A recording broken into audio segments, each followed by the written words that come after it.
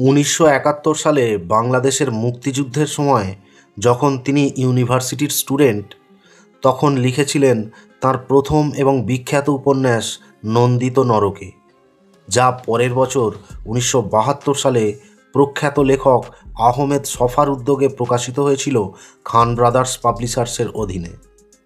1973-এ গুলতেকিন খানের সাথে তিনি বিবাহ বন্ধনে আবদ্ধ হয়ে পড়েন।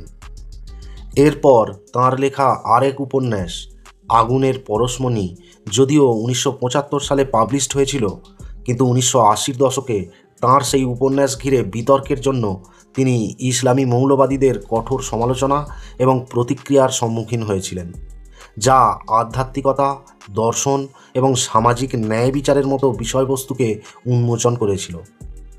তাঁর সেই উপন্যাসে তৎকালীন বাংলাদেশ সরকারের, বিশেষ করে সে সময়ের military dictator general Hussain Muhammad এরশাদের শাসনের সমালোচনা করা হয়েছিল বলে মনে করা হয়, যার ফলস্বরূপ তাঁকে একাধিকবার নিগ্রহের সম্মুখীন হতে হয়েছিল।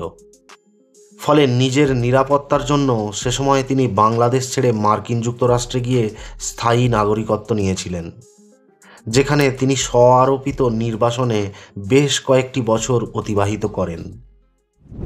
বাংলাদেশের শেক্সপিয়র বলে অভিহিত হুমায়ুন আহমেদ ছিলেন একজন প্রখ্যাত লেখক, ঔপন্যাসিক, নাট্যকার, গীতিকার, ফিল্ম মেকার, স্কলার এবং আধুনিক বাংলা সাহিত্যের একজন অন্যতম স্থপতি। 1948 সালের 13ই নভেম্বর তৎকালীন পূর্ব পাকিস্তানের ময়মনসিংহ জেলার নেত্রকোনায় কুতুবপুর গ্রামে জন্মগ্রহণ করেন হুমায়ুন। তাঁর বাবা ফৈজুর রহমান আহমেদ ছিলেন ফিরোজপুর জেলার একজন সাব ডিভিশনাল পুলিশ অফিসার, যাকে 1971-এর মুক্তি আন্দোলনের সময় হত্যা করা হয়েছিল, এবং তাঁর পিতামহ আজিমউদ্দিন আহমেদ ছিলেন সুফি পীর জাহাঙ্গীর মুন্সির পুত্র। হুমায়ুনের ভাই মুহাম্মদ জাফর ইকবালও একজন জনপ্রিয় লেখক।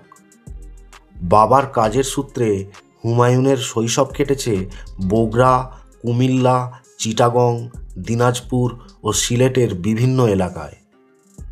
চিটাগং কলেজিয়েট স্কুল থেকে শিক্ষালাভ করার পর 1965 সালে তিনি বগুড়া জেলা স্কুল থেকে এসএসসি পাস করেন।